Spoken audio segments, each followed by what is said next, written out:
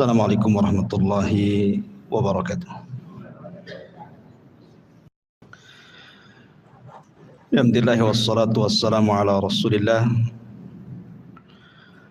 wa ala alihi wa sahbihi wa mawalah wa la hawla wa la quwata illa billahi wa ba'du. Alhamdulillah, di malam hari ini kita bisa duduk kembali untuk bertalabul ilmi, dan malam ini biasa kita mengkaji Qasasul Anbiya. Maka untuk tidak bosan, sebagai selingan kita akan membahas tafsir dari ayat kursi. Ma'asyiral muslimin yang dimuliakan Allah Subhanahu wa taala, bicara tentang ayat kursi artinya kita bicara tentang satu ayat dalam Al-Quran yang paling istimewa. Kalau cerita surat, maka surah Al-Fatihah adalah surat yang paling istimewa dari seluruh surat-surat dalam Al-Quran.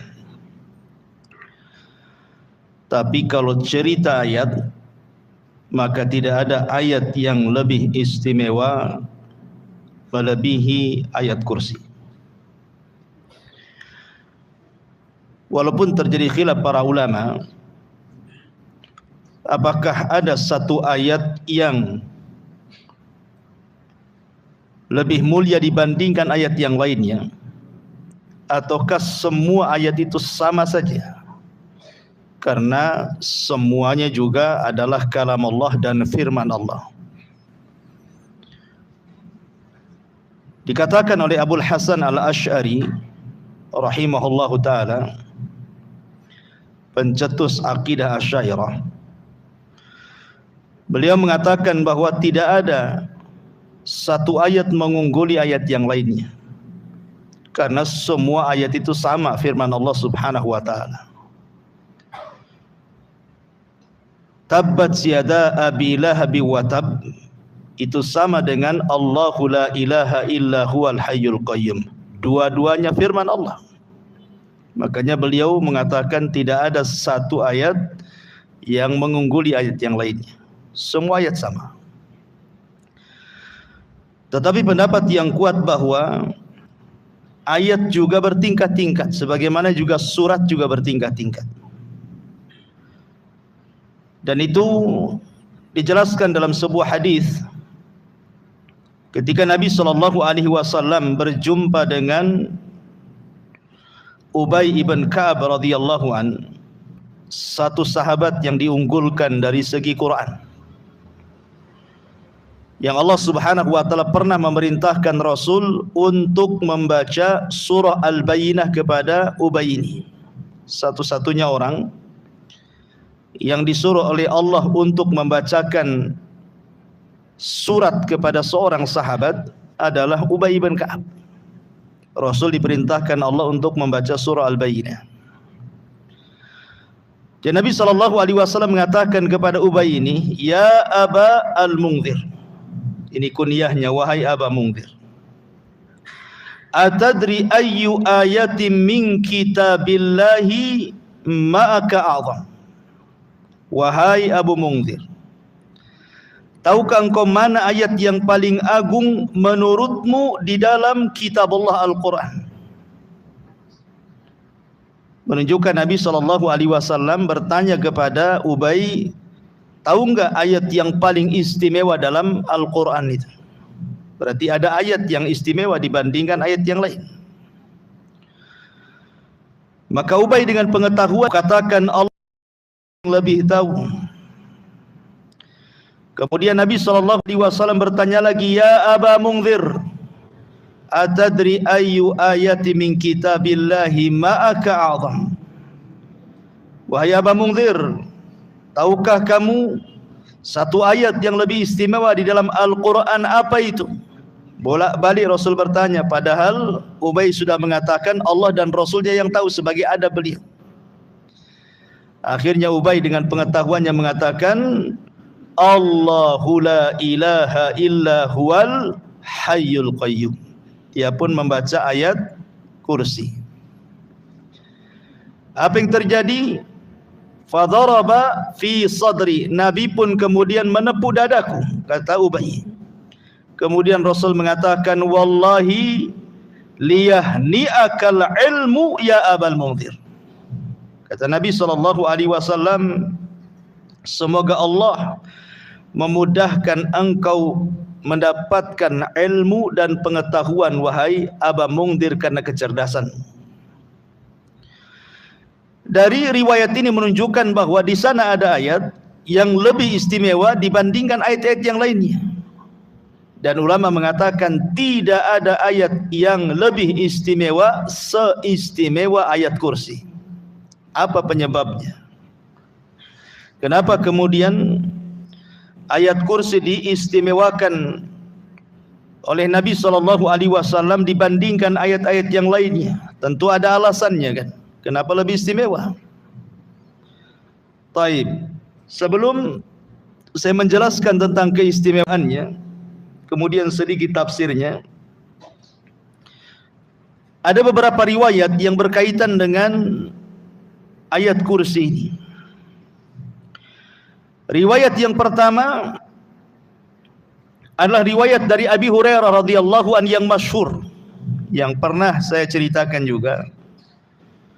Jadi satu malam Abi Hurairah radhiyallahu anhu ini mendapatkan giliran oleh Nabi SAW menjaga pembendaharaan zakat ataupun baitul mal. Tiba-tiba kemudian di malam hari ada pencuri mengambil beberapa kantang dari gandum, kemudian ditangkap oleh Abu Hurairah. Tapi kemudian dilepas, alasannya karena dia mengatakan bahwa aku orang miskin, keluargaku juga sama, dan mereka sedang menghajatkan makanan dan perlu malam ini. Akhirnya dilepaskan sama Abu Hurairah. Kemudian besoknya mencuri lagi orang yang sama. Katanya Abu Hurairah, untuk malam ini tidak mungkin saya lepaskan. Kemudian dia alasannya sama juga, dia butuh makan. Malam ketiga nyuri lagi, ketangkap lagi. Kata Abu Hurairah, tidak mungkin 3 kali ini saya lepaskan. Saya akan hadirkan kau kepada Nabi SAW.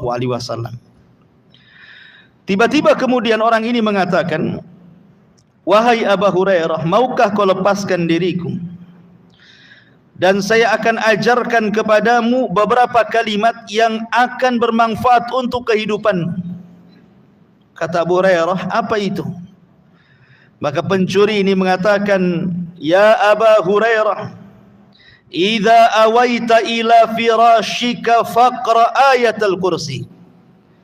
Wahai Abu Hurairah, kalau engkau menuju pembaringanmu, maksudnya hendak tidur, bacalah ayat kursi. Allahu la ilaha illa huwal hayyul qayyum sampai selesai. Fa innaka lan yazala 'alaika minallahi hafizun wala yaqrabuka syaitanun hatta tusbih. Dan engkau akan senantiasa dijaga selama tidurmu sampai waktu pagi, dan tidak ada satupun syaitan yang berani mendekatimu. Akhirnya kemudian Abu Hurairah melepaslah pencuri ini, dilepaskan sama dia. Kemudian esok harinya Nabi SAW sudah tahu. Kata Nabi SAW, ya Abu Hurairah, ma fa'ala asirukal barihah. Hei Abu Hurairah, kenapa kau lepaskan pencuri semalam itu? Apa yang kau lakukan dengan dia? Kemudian Abu Hurairah menceritakan tentang orang yang mencuri itu, dia lepaskan karena dia mengajarkan beberapa kalimat itu. Maka Nabi SAW mengatakan, ya Abu Hurairah, tahu enggak siapa dia? Maka Abu Hurairah mengatakan, Allah dan Rasulnya yang tahu. Kata Nabi SAW, dia adalah syaitan sadaqaka wa huwa kadzub. Orang yang kau tangkap semalam itu setan loh. Memang ketika dia mengajarkan khusus ini dia benar, tapi setan itu semuanya pendusta. Jadi benar itu hanya ini saja masalah mengajarkan kepada Abu Hurairah soal ayat kursi, dia benar di sini. Tapi umumnya setan itu para pendusta. Dari sini menunjukkan bahwa disyariatkan membaca ayat kursi kapan? Sebelum tidur. Ya, disyariatkan seseorang membaca ayat kursi sebelum tidur supaya dijaga dari syaitan. Ini satu. Kemudian yang kedua, hadis dari Ubay ibn Ka'ab radhiyallahu an. Kasusnya sama.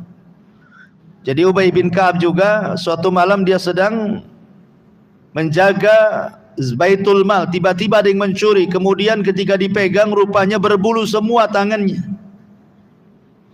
Ketika ditanya siapa kamu, kemudian dia ngaku dia setan.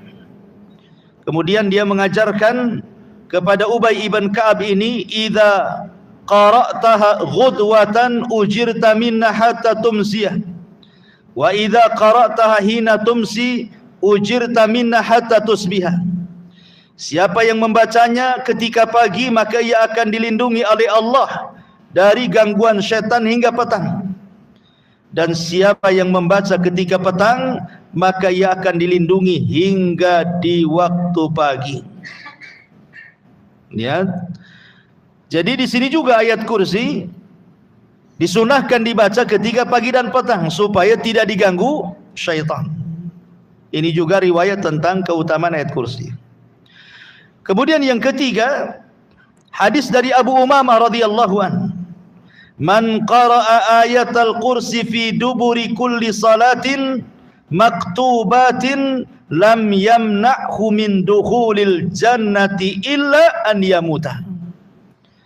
Sesiapa membaca ayat kursi setiap selesai solat, tidak ada yang menghalanginya dia masuk surga selain kematiannya.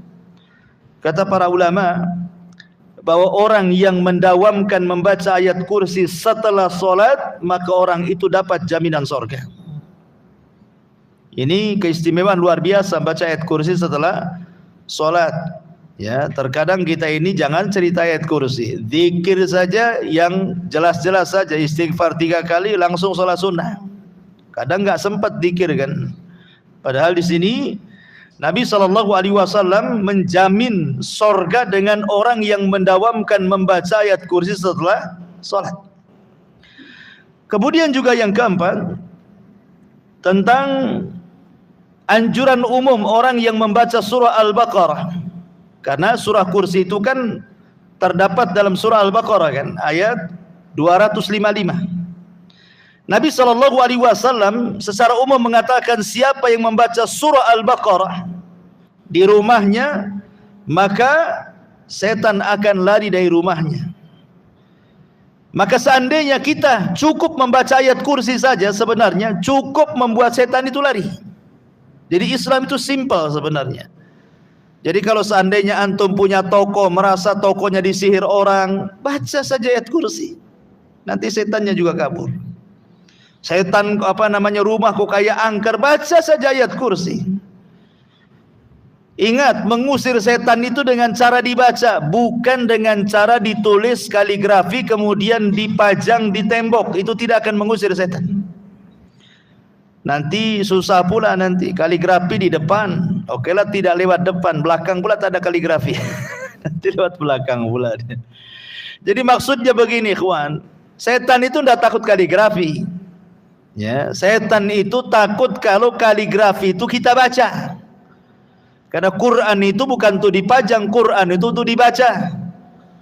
Apalagi kalau kaligrafinya tak bisa dibaca pula, kan ada itu kaligrafi yang susah dibaca itu. Mungkin sudah modelnya kayak gitu kan. Yang punya kaligrafinya aja suruh baca tak tahu dia. Jadi asal beli saja kan itu. Karena ada bentuk kaligrafi, kaidah-kaidahnya kita tidak paham gitu ya. Bagaimana nggak bisa dibaca ngusir setan gitu. Jadi kalau ingin ngusir setan baca. Ya, merasa di tokonya disihir orang, baca kursi, ayat kursi di tokonya. Merasa rumahnya kok angker, baca. Merasa tempat itu angker, baca ayat kursi. Sebenarnya mudah, simpel dalam Islam itu. Ya, kita saja yang kemudian malas membaca ayat kursi itu. Termasuk juga ma'asyiral muslimin yang dimuliakan Allah Subhanahu wa taala, disunahkan juga membaca ayat kursi ini ketika seseorang terasa terganggu atau diganggu oleh syaitan. Ya, umpamanya antum merasa kesambet atau apa gitu ya. Ya, baca ayat kursi. Taib. Ini sedikit dari keistimewaan ayat kursi. Pertanyaannya ikhwatu fiddin, kenapa ayat kursi ini kok istimewa sekali di antara ayat-ayat yang lainnya? Yang pertama, karena memang nas hadis sendiri yang tadi sudah saya bacakan, hadis tentang Ubay bin Ka'ab, Rasul yang mengatakan seperti itu. Ketika bertanya kepada Ubay, tahukah engkau wahai Ubay ayat yang paling istimewa dalam Al-Quran? Kemudian Ubay menjawab ayat kursi dan Rasul membenarkannya. Ini satu. Kemudian yang kedua, keutamaan ayat kursi ini disebutkan karena dalam ayat kursi ini terkandung banyak makna yang tidak ada pada ayat-ayat yang lainnya. Seperti saya contohkan tadi, tabbat yada abi lahab wa tab. Celakalah kedua tangan Abi Lahab dan celaka. Itu juga Quran juga kan, satu ayat tuh. Tabbat yada abi lahab wa tab, itu satu ayat. Kemudian Allahu la ilaha illa huwal hayyul qayyum, itu juga ayat juga. Tapi kalau kita mau bedah tuh makna tabbat yada abi lahab wa tab dengan Allahu la ilaha illa huwal hayyul qayyum, maka Allahu la ilaha illa huwal hayyul qayyum itu tidak ada batas. Kalau kita mau menjelaskan mungkin perlu berhari-hari, perlu berjilid-jilid itu makna la ilaha illallah, tauhid itu. Makanya karena banyak terkandung makna yang tidak ada pada ayat yang lain, makanya kemudian ayat kursi ini diistimewakan dibandingkan ayat-ayat yang lain. Itu dari segi kandungan makna. Dari segi orang yang membacanya, orang yang mentadaburinya, orang yang memikirkannya, itu pun lebih istimewa dibandingkan ayat-ayat yang lainnya. Kemudian yang ketiga, hebatnya ayat kursi ini menurut Imam Nawawi rahimahullahu ta'ala, Allah subhanahu wa ta'ala menyebutkan tentang usulu asma'illah, masdar daripada nama Allah subhanahu wa ta'ala, di mana seluruh nama-nama Allah itu kembali kepada satu nama ini. Apa itu? Allah. Allah mulai dengan kalimat Allah. Allahu la ilaha illa huwal hayyul qayyum. Semua nama Allah itu kembali kepada Allah. Makanya kalimat tauhid itu la ilaha illallah, tidak boleh dibaca la ilaha illa ar-Rahman, la ilaha illa al-Azizu, la ilaha illa al-Ghafur, tidak boleh. Kenapa? Karena kalimat ar-Rahman bisa saja maknanya bukan Allah. Seperti orang-orang musyrik jahiliyah, mereka mengatakan kepada si nabi palsu Musailamah al-Kadzdzab itu disebut Rahmanul Yamamah katanya. Rahmannya Yamamah katanya. Negeri Yamamah. Atau Al-Aziz bisa saja bukan Allah. Seperti Allah mengatakan wa mra'atu al-Aziz, wa mra'atul Aziz. Ya, seorang laki-laki yang memungut Nabi Yusuf itu namanya Al-Aziz. Kemudian diletakkan di istananya. Itu Aziz namanya. Tetapi ketika kita katakan Allah, tidak mungkin berpaling kecuali hanya Dia saja. Dan Allah subhanahu wa ta'ala sebutkan 17 kali dalam ayat kursi itu. Ya, di mana seluruh kata ganti itu kembali kepada Allah. Allah, la ilaha illa huwa lagi. Kemudian al-hayyu, al-qayyum, ya'khuduhu, di situ ya. Itu dhamir itu. Kemudian lahu ma fis samawati wa ma fil ardh. Man dzalladzi yashfa'. Di sini terkandung huwa, huwa kembali kepada Allah. Indahu lagi, illa biidnihi, hi lagi di situ. Dan begitu seterusnya. Ya. Jadi 17 kali terulang yang merupakan usul asma'illah itu ada pada ayat kursi dan tidak terdapat dalam ayat-ayat yang lainnya. Sebab itulah istimewanya ayat kursi. Kata Imam Nawawi rahimahullahu ta'ala. Kemudian juga dalam ayat kursi ini terkandung antara tasbih wa takdis. Tasbih dan takdis. Ibadah para malaikat itu disebutkan di dalam Al-Quran surah Al-Baqarah, wa nahnu nusabbihu bihamdika wa nuqaddisulah. Kan begitu ibadah malaikat itu. Wa nahnu nusabbih, dan kami bertasbih. Kemudian nuqaddis, dan kami mentakdis. Apa sih bedanya tasbih dengan takdis? Kalau tasbih itu membersihkan zatnya dari sifat-sifat yang tidak layak disematkan kepada Allah. Kalau takdis itu membersihkan perbuatannya dari perbuatan-perbuatan yang tidak sempurna yang disematkan kepada Allah. Jadi kalau tasbih zatnya, kalau takdis perbuatannya. Dalam ayat kursi itu, lihat, Allah mensucikan dua-duanya. Seperti la ta'khuduhu sinatun wala naum. Allah tidak tersentuh kantuk dan pula tidur. Kantuk pun tidak, apalagi tidur. Itu namanya perbuatannya dibersihkan kan itu. Karena ngantuk dan tidur itu bagi manusia sempurna, tapi bagi Allah tidak sempurna. Orang kalau tidak ngantuk, tidak tidur, pasti masuk rumah sakit. Karena itu bukan sifat manusia. Orang yang tidak ngantuk, tidak tidur itu pasti sakit orang tuh. Tapi bagi Allah Subhanahu wa taala itu sifat sempurna. Ya, makanya Allah Subhanahu wa taala ditakdis dan ditasbih, dan itu hanya ada dalam ayat kursi. Sampai beberapa kali gitu ya, nanti saya jelaskan ketika tafsirannya. Kemudian juga yang nomor 5, ada sebuah kaidah, syaraful ilmi ala syarafil ma'lum. Mulianya sebuah pengetahuan itu karena mulianya ilmu yang dipelajari. Mulianya sebuah pengetahuan itu karena mulianya ilmu yang dipelajari. Dan tidak ada pelajaran yang lebih mulia melebihi tauhid. Tidak ada. Tidak ada ilmu yang lebih mulia di dunia ini kecuali mengenal Allah, ma'rifatullah, mengenal Allah. Dan ayat kursi ini seolah-olah menjawab sebuah pertanyaan, siapa Tuhan kita? Kalau antum ditanya siapa Allah, jawablah ayat kursi. Siapa Allah? Allahu la ilaha illa huwal hayyul qayyum, sampai selesai. Itulah Allah. Itulah Tuhan kita. Jadi Allah Subhanahu wa taala menyebutkan 10 kalimat dalam ayat kursi ini. Itu jawaban dari sebuah pertanyaan tentang man rabbuka, siapa Rabbmu, siapa Tuhanmu, siapa Allah. Maka disebutkan dengan 10 kalimat. Dalam ayat kursi ini ada 10 kalimat. Nanti kita akan tafsirkan sedikit demi sedikit supaya paham siapa Tuhan kita. Ya. Ma'asyiral muslimin yang dimuliakan Allah Subhanahu wa taala. Intinya bahwa dari 5 perkara inilah kita tahu bahwa ayat kursi itu ayat yang sangat istimewa dibandingkan ayat-ayat yang lainnya. Adapun keutamaan, bukan hanya yang disebutkan banyak, seperti orang yang mendawamkan membaca surah ayat kursi ini akan dimudahkan rezekinya. Ya.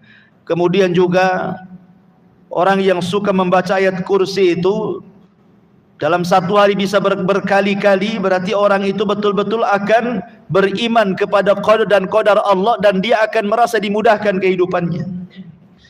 Kemudian juga orang yang membaca ayat kursi itu maka akan dihindarkan dari setiap mara bahaya. Dan orang yang membaca ayat kursi itu akan diberikan kesabaran dan bisa menghadapi semua musibah. Dan begitu seterusnya, bahkan bisa mengobati penyakit badan dan penyakit hati.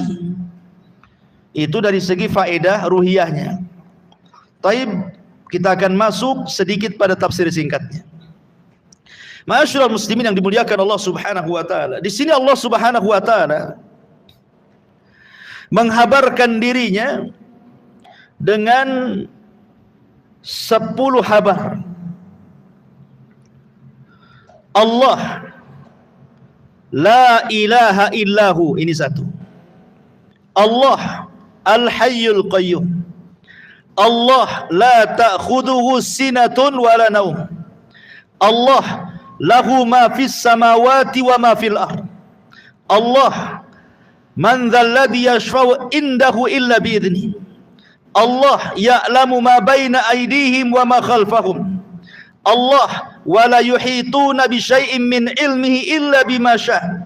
Allah wasi'a kursiyyuhu samawati wal ard. Allah wa la ya'udhuhu hifdhuhuma. Allah wa huwal aliyyul azim. Wa huwal aliyyul azim. Di sini Allah Subhanahu wa taala menghabarkan siapa dirinya dengan 10 habar. Yang pertama, Allah. Siapa Allah? Allah adalah la ilaha illahu. Dia tidak ada ilah sesembahan yang berhak disembah kecuali Dia. Ini yang pertama. Kalimat Allah Subhanahu wa taala, kalau kita bicara tentang nama-nama Allah ya, nama-nama Allah terbagi 3. Ada yang disebut dengan Ismu Al-Jalalah, ada yang disebut dengan Ismu Al-Jamalah, ada yang disebut dengan Ismu Al-Kamalah. Jadi Ismu Al-Jalalah, Ismu Al-Jamalah, Ismu Al-Kamalah. Apa itu? Kalau kita belajar asma dan sifat, nama-nama dan sifat bagi Allah Subhanahu wa taala, kan ada buku tuh namanya buku tentang Asmaul Husna. Jadi Al-Jalalah itu maksudnya bicara soal nama Allah yang memiliki keagungan yang tidak dimiliki kecuali hanya Allah Subhanahu wa taala saja, dan melahirkan khauf bagi kita, perasaan takut. Ini yang pertama. Yang kedua, Al-Jamalah, nama Allah yang memiliki kelembutan, sehingga melahirkan kepada kita sebuah harapan. Kemudian yang ketiga, Al-Kamalah, nama Allah yang memiliki kesempurnaan, supaya kita yakin bahwa Allah lah tempat bergantung semua kebutuhan dan hajat manusia kepadanya. Disebut Al-Jalalah, Jalalah itu artinya sebuah keagungan dan kemuliaan, kebesaran yang melahirkan perasaan takut kepada kita.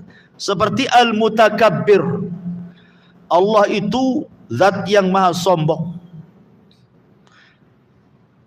Sombong ini sifat Allah. Kemudian Al-Muntakim, Allah itu zat yang maha mengirim siksaannya kepada siapapun sesuai kehendaknya. Al-Khaliq, Dia yang menciptakan, tidak ada manusia selain Dia yang menciptakan. Allah, Dialah zat satu-satunya yang disembah. Itu disebut Jalalah namanya. Beda dengan yang kedua, Jamalah, kelembutan, Rahim. Allah itu maha pengasih, maha penyayang, Latif, maha lembut. Itu namanya Jamalah. Ya. Apa bedanya? Kalau kita berhadapan dengan nama Allah yang sifatnya Jalalah, maka kita harus bermuamalah dengan sifat ini dengan cara kebalikannya. Ketika kita katakan Allah Al-Khaliq, maka kita katakan kita ini makhluk. Ketika Allah itu Mutakabbir, kita katakan kita harus mutawadi. Allah sombong, berarti kita harus rendah diri. Allah pencipta, berarti kita makhluk. Jadi bermuamalah dengan kebalikan sifatnya. Jangan Allah sombong, antum pula sombong, kurang ajar itu namanya. Ya. Allah sombong, kita harus tawadu. Siapa kita di hadapan Allah? Sombong itu adalah ridanya Allah. Beda dengan yang kedua, sifat Jamalah, kita harus menirunya. Allah Rahim, berarti kita juga harus Rahim. Allah Ghafur, berarti kita juga harus Ghafur. Kalau Allah penyayang, kita berusaha untuk menyayang. Kalau Allah itu pengampun, berusaha kita mudah memaafkan, dan begitu seterusnya. Ya. Lihat sifat itu masuk ke mana gitulah, sifat Jamalah atau sifat Jalalah. Allah itu sifat Jalalah. Allah itu artinya ma'bud, yang disembah. Berarti kita ini sebagai hambanya adalah abid, orang yang menyembah.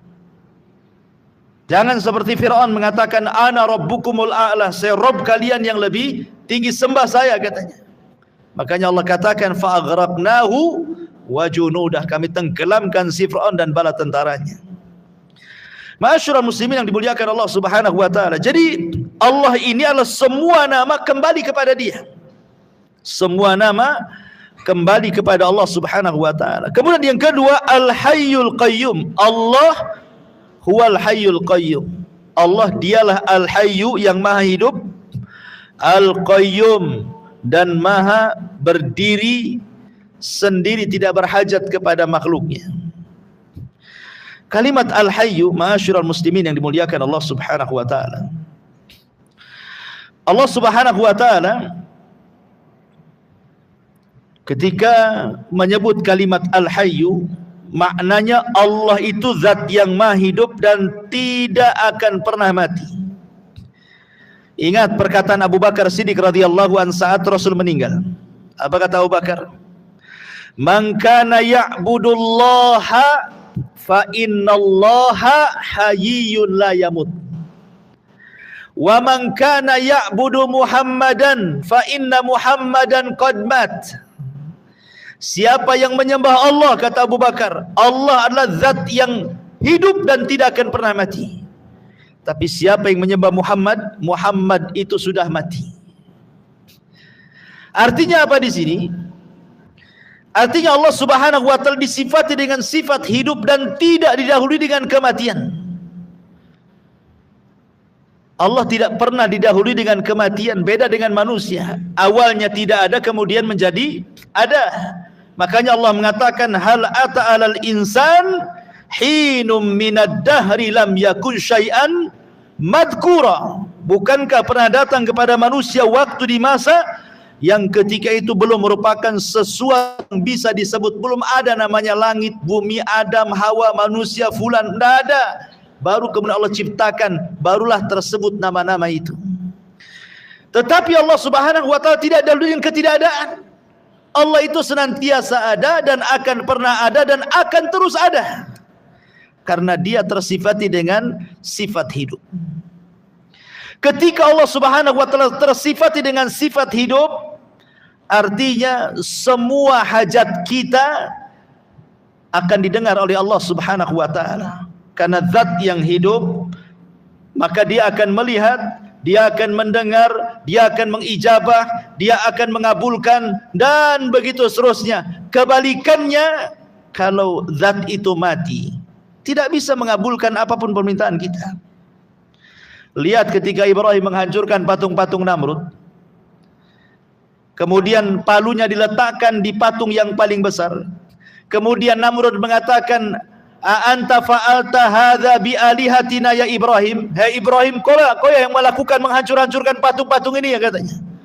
Kata Ibrahim, tidak. Yang menghancurkan itu loh berhala yang gede, itu palunya ada di situ, katanya. Ya. Coba saja tanya, in kanu yantiqun, kalau mereka bicara, katanya. Tanya saja kalau mereka bicara. Ibrahim ingin mengatakan dengan kalimat, jika mereka bicara, katakan ini loh patung mati. Jangan lagi diajak bicara, bicara pun tidak bisa. Macam mana kalian akan berdoa kepada zat yang mati, tidak bisa bicara, tidak bisa mendengar, tidak bisa melihat, bahkan dia juga tidak bisa menjaga dirinya. Jadi berhala-berhala yang disembah kepada selain Allah, mereka adalah berhala-berhala mati. Tidak mungkin kita meminta ke sesuatu yang mati. Mintalah kepada Allah zat yang maha hidup, yang sudah jelas-jelas hidup, kan gitu. Ini disebut dengan Al-Hayyu. Kemudian yang kedua, Al-Qayyum. Qayyum ini ada dua penafsiran para ulama. Maknanya Allah tidak berhajat dengan makhluknya. Kita yang berhajat kepada Allah. Allah tidak berhajat kepada makhluknya, kita yang berhajat kepada Allah. Dari sini sebagian ulama mengatakan Al-Qayyum itu sama dengan kalimat As-Samad dalam surah Al-Ikhlas, Qul huwallahu ahad, Allahu samad. Samad itu artinya apa? Tempat bergantung semua makhluk. Itulah makna Al-Qayyum. Allah tidak berhajat dengan kita, tapi kita berhajat dengan Allah. Makanya ketika Allah tidak berhajat dengan kita, walaupun satu dunia kufur, tidak akan mengurangi kekuasaan Allah. Walaupun satu dunia beriman, tidak menambah kekuasaan Allah. Karena Allah tidak berhajat dengan kita. Kita yang berhajat dengan Dia. Makna yang kedua dan yang dikuatkan oleh banyak ahli tafsir, Al-Qayyum di situ artinya Allah Subhanahu wa taala qayyum, berdiri untuk memberikan semua hajat hamba-hambanya. Kita lihat manusia itu kan macam-macam hajatnya. Ada yang minta sembuh, ada yang minta rizki, ada yang minta kaya, ada yang minta jodoh, ada yang minta hujan, ada yang minta panas. Macam-macam lah orang itu minta di dunia ini. Ya, kita saja yang hadir di sini macam-macam minta-mintanya. Ya, ada yang minta kaya, tapi nggak ada yang minta miskin biasanya. Semua minta kaya. Ada yang minta sembuh, tidak ada orang minta penyakit itu. Artinya kalaulah seluruh manusia meminta, disebutkan hajat-hajatnya, maka Allah Subhanahu wa taala akan memberikan semua hajat mereka. Seperti apa? Seperti seseorang menyelupkan tangannya ke lautan, kemudian diangkat, kemudian neteslah di ujung jari. Setetes itulah Allah berikan kepada seluruh hajat manusia itu. Sementara kekayaan Allah itu lautannya tuh. Ya. Jadi Allah Subhanahu wa taala ghani. Yang diberikan kepada makhluk itu hanya setetes. Dari setetes ini ada yang menjadi kaya, ada yang jadi sultan, ada yang jadi menteri, ada yang jadi presiden, ada yang jadi profesor, macam-macam. Yang satu tetes ini, gimana dengan lautan Allah Subhanahu wa taala itu? Makanya heran kalau para ulama dulu melihat kita ini seolah-olah kita ini mengejar yang satu tetes tapi meninggalkan yang lautan. Jadi para ulama dulu itu kalau memandang kita, mungkin kalau mereka hidup hari ini, mungkin mereka memandang kita itu seolah-olah kita mengejar yang setetes dan meninggalkan yang lautan. Ya, ibaratnya mungkin antum lempar satu butir gula ke 1000 semut, pasti rebutan tuh. Ya, yang satu butir itu direbutkan orang-orang tuh. Padahal ngapain dia ngejar satu tetes sementara lautan terbentang lebar? Ya, karena dunia itu terkadang terhalang pandangan lautan dan hanya terpandang kepada yang satu tetes itu. Orang nggak yakin dengan sorga masalahnya. Dan yakin dengan dunia, makanya mengejar yang satu tetes dan meninggalkan yang satu lautan itu. Tapi ma'asyiral muslimin yang dimuliakan Allah Azza wa Jalla, jadi qayyum itu artinya Allah mudabbir. Jadi memberikan seluruh hajat hamba-hambanya. Itu mana al-qayyum yang kedua, ini yang banyak dikuatkan oleh para ulama. Kemudian Allah mengatakan Allahu la ilaha illahu. Kemudian Allahu al-hayyul qayyum la ta'khuduhu sinatun wala naum. La ta'khuduhu sinatun wala naum. Allah tidak pernah tersentuh kantuk apalagi tidur. Karena logikanya begini, ikhwan. Walillahil matsalul a'la. Tentu bagi Allah permisalan lebih tinggi dibandingkan kita ya. Antum saja kalau naik motor, jangankan lagi tidur, ngantuk saja bisa nabrak orang. Apalagi kemudian nyetir sambil tidur, saya jamin bangun mungkar nakir depan antum. Ikhwan, itu manusia itu. Walillahil matsalul a'la, kan begitu ya? Permisalan lebih tinggi lagi. Makanya ada sebuah kisah Israiliyat, walaupun kisah ini banyak dilemahkan para ulama, tapi kita ambil ibrahnya. Nabi Musa alaihi salatu wassalam, karena disebutkan oleh Imam Ibnu Katsir di dalam tafsirnya juga, ketika mentafsirkan la ta'khudhuhu sinatu wala naum, tapi beliau menjelaskan bahwa hadis ini mungkar. Jadi Nabi Musa alaihi salatu wasallam pernah bertanya kepada para malaikat, hal yanamullah, apakah Allah tidur? Kata Nabi Musa ini. Maka Allah Subhanahu wa taala mewahyukan kepada para malaikat untuk membawa 2 piring bejana. Kemudian Musa disuruh berdiri dan diletakkan 2 piring bejana di kedua telapak tangannya sambil berdiri seperti ini. Pegang wahai Musa. Jadi ini 1 piring di tangan kanan, 1 piring di tangan kiri, kemudian diisi air 2 bejana tersebut. Musa tidak paham. Untuk apa? Kata malaikat, sudah pegang saja sambil berdiri. Sampai kapan? Sudah pegang saja sambil berdiri. Jadi Musa itu begini saja lama ngantuk akhirnya dia. Ketika ngantuk, jatuh pula yang sebelah kanan, perang. Oh, beta terbangun lagi. Dia masih bertahan satunya lagi, ngantuk lagi, jatuh lagi, perang. Dua-duanya akhirnya jatuh kemudian pecah. Kata malaikat, ya Musa, kalau Allah tersentuh ngantuk apalagi tidur, seperti itulah alam semesta, seperti dua bejana yang ada di tanganmu tuh. Ya. Kalau seandainya Allah tidur sudah tabrakan tuh, bulan, bumi, bintang, galaksi di langit itu sudah kiamat tuh. Kalau sampai Allah tersentuh ngantuk dan tidur, kiamat di dunia ini. Siapa yang mengkontrolnya? Yang mengontrolnya tidur. Ya. Masyarul muslimin, lihat orang nahkoda kapal saja kadang-kadang dia nabrak-nabrakan gitu ya. Mobil saja kalau ngantuk ketabrak-tabrak gitu. Itu logisnya seperti itu. Jadi mustahil Allah itu tersentuh tidur dan apalagi tersentuh ngantuk apalagi tidur, karena dua sifat ini adalah sifat yang kurang bagi Allah tapi sempurna bagi manusia. Manusia ini kadang-kadang nggak sempat ngantuk, tidur pun ada. Ya, tengok bantal guling nggak sempat ngantuk langsung tidur dia. Ya, ada tuh orang kayak gitu tuh. Ya. Tapi umumnya ngantuk dulu baru tidur, dan itu sempurna bagi manusia. Kalau manusia ngantuk tidur sempurna, memang ada manusia. Justru kalau Anda tidak ngantuk, tidak tidur, pasti ke rumah sakit minta obat tidur. Karena tidak sempurna sifat itu. Tapi bagi Allah Subhanahu wa taala, tidak ngantuk dan tidak tidur adalah sebuah kesempurnaan untuk menjaga keamanan alam semesta ini. Baik, masyarul muslimin yang dimuliakan Allah Subhanahu wa taala. Kemudian Allah mengatakan, lahu ma fis samawati wa ma fil ardh. Yang keempat, Allah menghabarkan dirinya. Siapa Allah? Maka Allah katakan, lahu ma fis samawati wa ma fil ardh. Kepunyaan Allah lah yang ada di langit dan yang ada di bumi. Tidak ada satupun makhluk dari sesembahan-sesembahan yang disembah manusia memiliki sedikit pun dari kekuasaan Allah, walaupun sebiji ari sekalipun.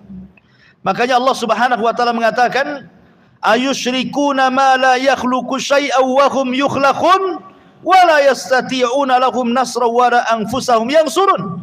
Apakah mereka mempersekutukan Allah dengan berhala-berhala yang tidak dapat menciptakan satu apapun, bahkan mereka tercipta. Bahkan Allah mengatakan, innal ladzina tad'una min dunillahi lan yakhluqu dubabah. Orang sesembahan yang kau sembah selain Allah itu menciptakan lalat saja tidak sanggup, apalagi menciptakan langit dan bumi. Semut lalat saja tidak bisa. Sesuatu yang tidak bisa menciptakan layak disembah, tidak layak. Sesuatu yang menciptakan langit dan bumi layak disembah, ya layak disembah. Karena dia yang menciptakan langit dan bumi, sudah layak kita sembah dia. Pertanyaannya, kenapa Allah Subhanahu wa taala menciptakan langit dan bumi? Apa faedahnya? Apa hikmahnya, ikhwan? Kenapa Allah menciptakan langit dan bumi itu untuk apa? Kalau ada yang bertanya seperti itu kan, maka jawabannya disebutkan dalam suratun Najm. Allah Subhanahu wa taala mengatakan, walillahi ma fis samawati wa ma fil ardh liyazziyal ladzina asa'u bima amilu wa yazziyal ladzina ahsanu bil husna. Inilah, kalau antum ditanya kenapa Allah menciptakan langit dan bumi, apa faedahnya, apa tujuannya, jawab dengan ayat ini. Allah katakan, walillahi ma fis samawati wa ma fil ardh. Milik Allah lah semua yang ada di langit dan semua yang ada di bumi. Untuk apa? Liyazziyal ladzina asa'u bima amilu.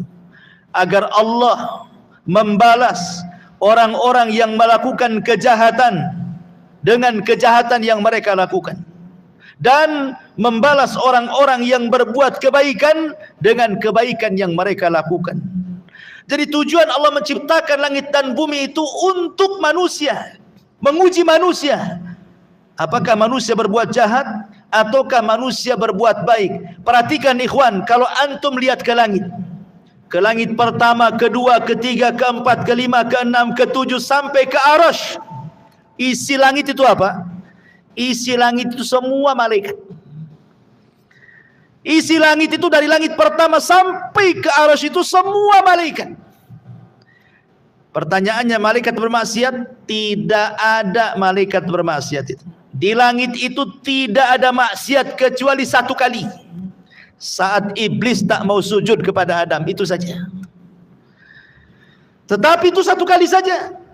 Selepas itu di langit tidak ada maksiat sampai hari ini. Karena malaikat itu tidak disifati dengan sifat itu kan. Mereka itu wa yaf'aluna ma yu'marun, melakukan apapun yang diperintahkan oleh Allah. Coba kalau kita lihat ke bumi, itu kan lihat ke langit tuh. Di langit tidak ada maksiat. Kita lihat ke bumi. Bumi ini macam-macam, ada syiriknya, ada bid'ahnya, ada maksiatnya. Macam-macam, ada yang kedukun, ada yang durhaka kepada orang tua, berdusta, ghibah, namimah, macam-macam di bumi ini maksiat. Terbalik ya. Kalau di langit ibadah semua, di bumi ini macam-macam maksiat ada. Macam-macam maksiat di bumi ini. Ya, karena manusia tidak seperti malaikat. Manusia tidak seperti malaikat. Makanya manusia itu kalau mereka kemudian bisa menahan diri untuk tidak bermaksiat, lebih mulia dibandingkan malaikat. Tapi kalau mereka tidak bisa menahan diri, masuk pula ke dalam maksiat, lebih hina dibandingkan binatang ternak. Itulah manusia. Dari sini ikhwatu fiddin, maka mintalah kepada Allah Subhanahu wa taala supaya kita bisa melakukan amal kebaikan dan supaya bisa menjauhkan dari amal keburukan. Dan di sini ada kaedah, Allah itu ditaati karena izinnya dan Allah dimaksiati karena pengetahuannya. Yuta'u bi'idnih wa yu'sa illa bi'ilmih, katanya ulama. Maksudnya gimana? Allah ditaati bi'idnih karena izinnya, wa yu'sa illa bi'ilmih, dan Allah dimaksiati kecuali karena pengetahuan Allah. Ini sebuah kaidah nih. Ya. Allah ditaati karena izinnya, Allah dimaksiati karena pengetahuannya. Maksudnya begini, ikhwan. Kalau Anda salat, zakat, puasa, haji, birrul walidain, berzikir, baca Quran, oh ibadah antum lakukan. Antum jamin ibadah antum diterima? Tidak. Tidak ada jaminan ibadah kita diterima. Walaupun antum tidak maksiat dari lahir sampai mati, tidak ada jaminan amal antum diterima Allah. Kecuali kalau Allah mengizinkan menerima amalan kita. Ingat ya, karena Allah itu ditaati berdasarkan izinnya. Walaupun antum sesoleh apapun, belum tentu diterima kalau Allah tidak izinkan. Tapi kalau Allah izinkan, satu rakaat solat diterima sudah cukup bagi kita. Makanya kata Abu Darda radhiyallahu anhu, kalau aku tahu, katanya, satu sujudku diterima oleh Allah, satu saja seumur hidupku, satu sujudku aku tahu diterima Allah, cukup bagiku, katanya. Kenapa? Karena Allah mengatakan innama yataqabbalullahu minal muttaqin, karena Allah menerima dari hamba-hamba Allah yang bertakwa. Kalau aku tahu sujudku satu kali terima, berarti aku tahu aku termasuk orang takwa, dan hanya orang takwa yang masuk surga. Masalahnya kan kita tidak tahu apakah amalan kita diterima atau tidak. Ketika tidak tahu, kita pun tak tahu kita takwa ataupun tidak, itu masalahnya. Makanya kita hanya berharap semua ibadah kita diizinkan Allah. Kemudian penggalan kalimat yang kedua, wa yu'sa illa bi'ilmi, dan tidaklah Allah dimaksiati kecuali dengan pengetahuannya. Kalau maksiat itu tidak perlu izin dari Allah. Bukan berarti kalau umpamanya antum maksiat belum tentu masuk neraka. Sudah jelas masuk neraka, gitu maksudnya. Tanpa izin-izin dulu. Ya Rabb, saya sudah berzina, masuk neraka enggak nih? Enggak perlu, langsung masuk neraka. Kalau maksiat itu tidak ada izin-izinan, karena Allah sudah tahu. Kenapa sudah tahu? Pertanyaannya, ketika antum maksiat, antum tahu enggak? Tahu. Masa antum tidak tahu antum maksiat? Antum berzina, antum minum khamar, antum maling, antum sendiri tahu sedang maksiat. Allah, ingat, syafaat itu ada dua macam. Ada syafaat di bumi, ada syafaat di akhirat. Ada syafaat di dunia, ada syafaat di akhirat. Dan syafaat di dunia ini maksudnya adalah ibadah yang kita lakukan. Ibadah itu ada dua, ada adlun, ada syaf'un. Adlun, syaf'un. Adlun itu ibadah wajib. Syaf'un itu ibadah sunnah. Salat 5 waktu adlun, puasa Ramadan adlun, zakat wajib adlun, kemudian haji adlun, itu disebut adlun. Kemudian sana ada syafaat, syaf'un. Nah, itulah salat rawatib, sedekah, umroh, dan begitu seterusnya. Kalau amalan-amalan wajib kita ingin diterima, maka lakukan yang sunnah. Kalau amalan wajib kita ingin diterima, maka lakukan amalan-amalan yang sunnah. Karena sunnah ini disebut syaf'un, syafaat. Syaf'un itu artinya syafaat.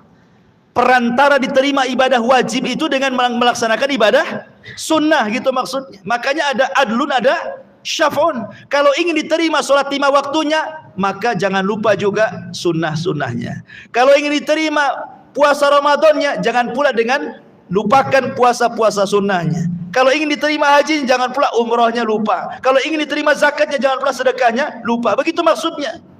Karena ibadah sunnah itu disebut syaf'un. Dialah syafaat, jembatan diterima ibadahnya yang wajib itu. Tetapi walaupun demikian, baik wajib ataupun sunnah tetap tidak akan diterima kecuali setelah ada izin Allah. Ini satu. Yang kedua, ada syafaat di akhirat. Syafaat di akhirat ma'ruf. Dan syafaat Nabi SAW itu 2. Ada di masa hidupnya, ada setelah kematiannya. Kalau di masa hidupnya boleh kita meminta syafaat seperti Anas bin Malik datang kepada Rasulullah masa hidup tuh. Rasul, berikan aku syafaat di hari kiamat, kata Anas. Rasul masih hidup. Kata Rasul, baik Anas, karena engkau sudah banyak berbuat baik kepadaku, kuberikan syafaatku kepadamu. Kata Anas bin Malik radhiyallahu an, di mana aku akan dapati syafaat pada hari kiamat wahai Rasul? Kata Rasul, temui aku di telagaku. Kata Anas, kalau aku tidak mendapatimu di telagamu wahai Rasul, temui aku di titik Siratal Mustaqim. Kata Anas, kalau aku tidak dapati di Siratal Mustaqim, temui di tempat penimbangan amal, karena aku tidak mungkin lepas dari 3 tempat ini, kata Nabi. Anas minta syafaat, Rasul masih hidup. Enggak apa-apa. Karena Rasul masih hidup. Tapi masalahnya Rasul sudah meninggal.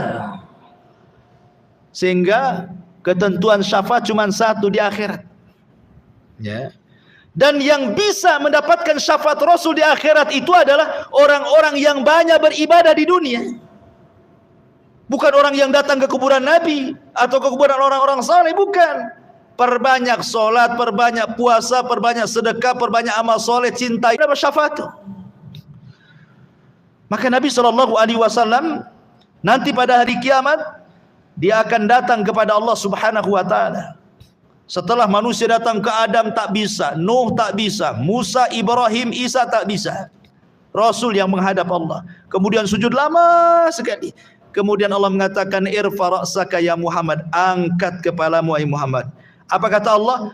Sal tu'ta, qul tusma, ishfa tusyaffa. Katakan kau didengar, minta kau diberi, mintalah syafaat, ku beri kau syafaat. Dari sini menunjukkan Nabi saja tidak bisa memberikan syafaat kecuali setelah dapat izin Allah. Makanya dari sini, man dzalladzi yashfa'u indahu illa biidznih. Kecuali dengan izin Allah. Tidak ada yang bisa memberi syafaat kecuali dengan izin Allah Subhanahu wa taala. Makanya ngawur kalau ada umpamanya kiai, ya, ikut kelompok kami. Nanti kalau masuk neraka, ku lempar serbanku, tinggal tangkap, ku tarik kau ke neraka, ku lempar kau ke surga. Enak kali itu. Kan ada tuh yang kayak gitu. Itu jemaah mana tuh? Saya lihat di Malaysia itu. Di YouTube katanya. Tenang, kalau kalian ikut jemaah kami tenang katanya. Nanti kalau kalian masuk neraka, ku ulurkan serbanku katanya. Tinggal tangkap saja, ku tarik, ku masukkan ku surga. Nabi saja nggak main gitu, ngadap dulu sama Allah, ini nggak main lempar serban saja. Hebat lagi dari Nabi. Gitu. Masyarul muslimin yang dimuliakan Allah Azza wa Jalla. Ini yang kelima.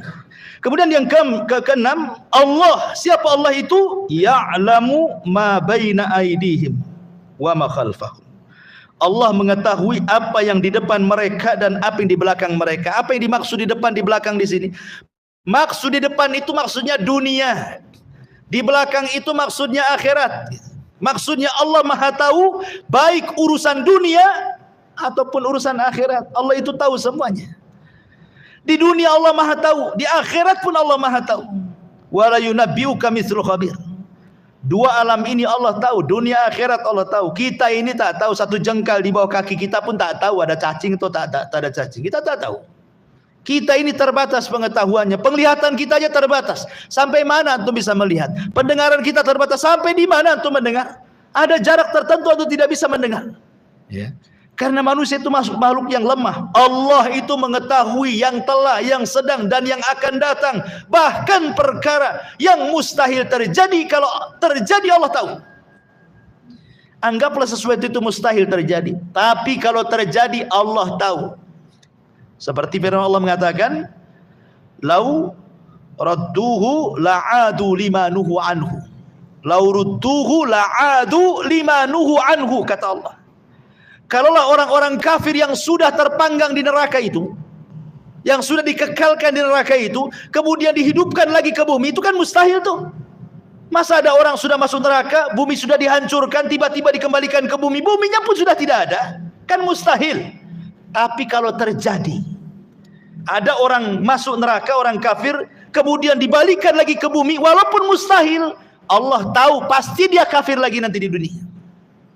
Dan ini sebagai jawaban orang yang bertanya, Ustaz, saya sih pusing kali katanya. Kenapa pusing? Minum pil bodrek aja lah. Enggak, bukan itu maksudnya. Begini, orang kafir ini hidup sama dengan kita. Ada yang 60 tahun, ada yang 50 tahun, ada yang 60 tahun meninggal.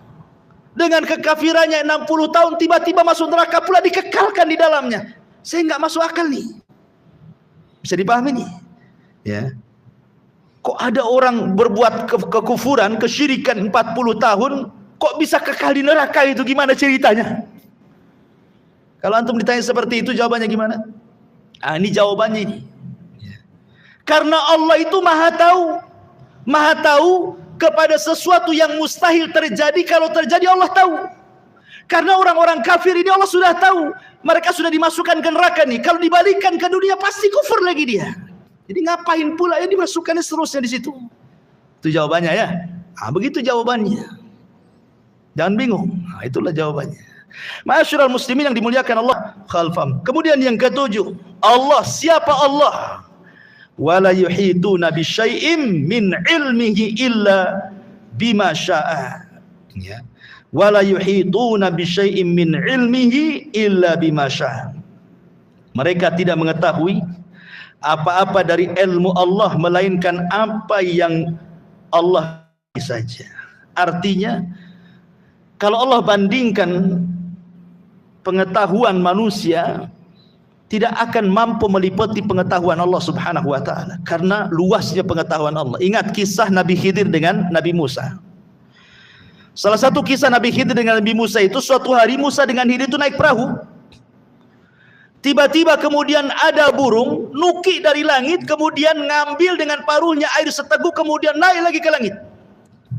Kemudian Khidir mengatakan kepada Musa, ya Musa, tidaklah pengetahuanku dan pengetahuanmu kalau digabung, kata Nabi Khidir, itu tidak lebih daripada tegukan burung itu dari air lautan. Sementara pengetahuan Allah seluas lautan ini, katanya. Padahal mereka dua-duanya nabi. Tapi pengetahuan keduanya itu ibarat satu tegukan saja. Itulah pengetahuanku dan pengetahuan kamu. Ya, karena Allah mengatakan, wa ma utitu min ilmin illa qalila. Tidaklah kami diberikan ilmu kecuali sedikit. Yang sedikit inilah yang kemudian jadi profesor, jadi penemu, jadi orang cerdas dari macam-macam. Padahal sedikit itu yang Allah keluarkan, yang Allah kasihkan di bumi itu. Bagaimana kita bisa meliputi ilmu Allah Subhanahu wa taala? Allah lah yang meliputi dengan ilmunya kita semuanya. Itulah Allah. Makanya tidak ada satu pun yang bergerak kecuali Allah tahu. Mau di langit, mau di bumi, mau di gelap, mau di terang, bahkan daun-daun yang jatuh saja Allah tahu berapa jumlahnya, berapa yang jatuh, kapan jatuhnya, hari apa, malam apa, bulan apa, tahun apa, Allah tahu semuanya. Karena pengetahuan Allah itu meliputi semua makhluknya. Belum lagi bukan hanya ilmunya saja, Allah kirim lagi utusan-utusannya. Allah kasih malaikat menjaga kiri kanan kita, depan belakang kita. Walaupun kita orang kafir sekalipun, tetap Allah kirim malaikat yang menjaga kita. Buktinya apa? Buktinya kalau antum tidur di teras, tidak ada rombongan semut masuk ke telinga antum kan. Padahal kalau semut dendam sama antum ketika antum semprot baygon, kemudian mati separuh penduduknya, dia dendam tuh. Saat antum tidur, dia bisa kita masuknya ke telinganya tuh. Kurang aja dia sudah membunuh teman-teman kita kan. Ada ceritanya semut bogeng masuk ke telinga antum? Nggak ada. Nggak ada ceritanya. Kenapa? Karena dijaga malaikat ketika tidur itu. Wa inna alaikum lahafidhin. Kan semut bisa saja bogengnya kan, tapi tidak terjadi. Ia adalah 1-2 yang kemasukan semut telinganya, tapi umumnya nggak akan terjadi itu. Kenapa? Karena dijaga malaikat. Atas perintah siapa? Allah yang perintahkan. Wa inna alaikum lahafidhin kiraman katibin, dan begitu seterusnya. Kemudian Allah mengatakan yang nomor 8, Allah, tahukah siapa Allah? Allah wasi'a kursiyuhus samawati wal ardh. Allah, dialah yang kursinya meliputi langit dan bumi. Bicara tentang kursi, makanya ayat ini disebut ayat kursi. Apa sih kursi di sini? Ayat kursi. Apa sih kursi di sini? Kalau kursi ma'ruf lah, antum di rumah banyak kursi. Ya kan, di ruang tamu mesti ada kursi semua. Apakah kursi itu maksudnya kursi-kursi yang antum pahami di situ? Ada sebagian para ulama mentafsirkan maksud daripada makna kursi itu apa. Yang pertama, ada yang mengatakan kursi itu artinya ilmu Allah. Jadi ayat kursi itu artinya ayat yang bicara tentang pengetahuan dan ilmu Allah yang meliputi semua makhluknya. Jadi kursi itu artinya ilmu yang Allah miliki. Yang pertama. Yang kedua, maksudnya kursi adalah arasy. Jadi maksudnya kursi, arasy itu sendiri makhluk yang paling besar gitu ya. Jadi kursi dengan arasy itu sama saja. Ini juga penafsiran yang kedua. Penafsiran yang ketiga, maksudnya kursi adalah qudrah, kemampuan. Jadi ayat kursi itu ayat yang bicara tentang kemampuan Allah, qudrah iradahnya Allah. Ada juga yang mengatakan yang dimaksud kursi adalah gambaran kebesaran Allah.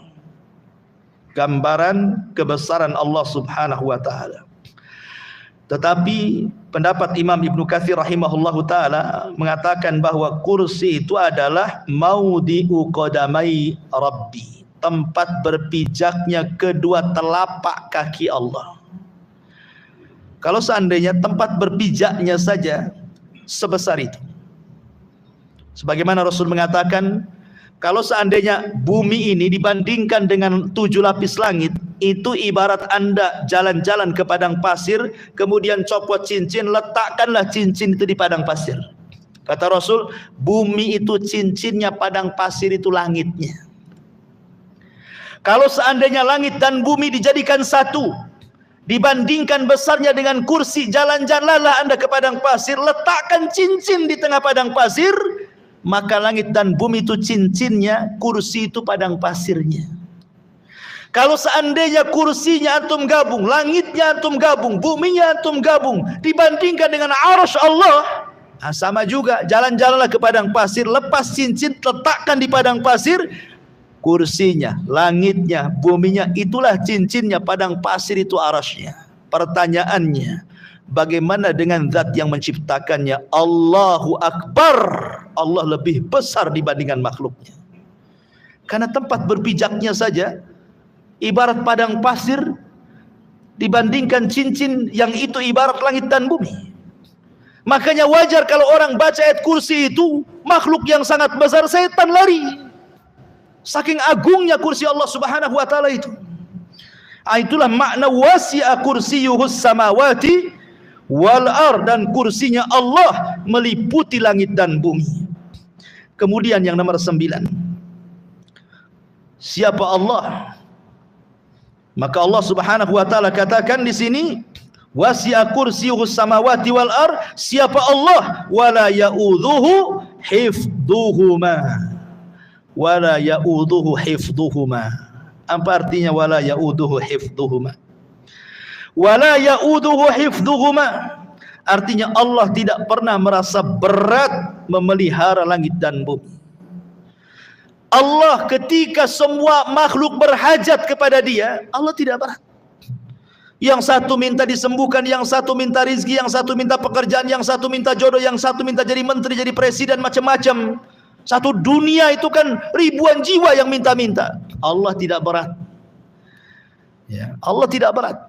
Mengatur yang satu dihujani, yang satu dikeringkan, yang satu tsunami, yang satu gempa, yang Allah tidak berat. Allah tidak akan merasa berat. Lain dengan kita. Ya, baru kita aja ngelembur gitu ya. Di PT itu yang tadinya kerja dari jam 5 sampai jam 6 ditambah pula sampai jam 10. Malamnya langsung ke toko jamu. Minta diurut. Udah lemes gitu ini, berat. Besok lagi enggak mau lah, enggak mau. Berat saya. Itu makhluk. Ya. Ketika banyak dipikul itu macam-macam berat dia. Itulah makhluk Allah, enggak ada yang berat. Bagi dia ringan semuanya. Karena semua makhluk adalah ciptaan dia. Dan yang terakhir Allah mengatakan, siapa Allah? Wa huwal aliyyul azim. Dialah zat yang maha tinggi lagi besar. Kita ini kecil, Allah itu besar. Kita rendah, Allah itu tinggi. Subhana rabbiyal a'la. Subhana rabbiyal a'la. Inilah diantara singkat ya, tafsir singkat kalau dilebarkan memang luas tentang ayat kursi ini.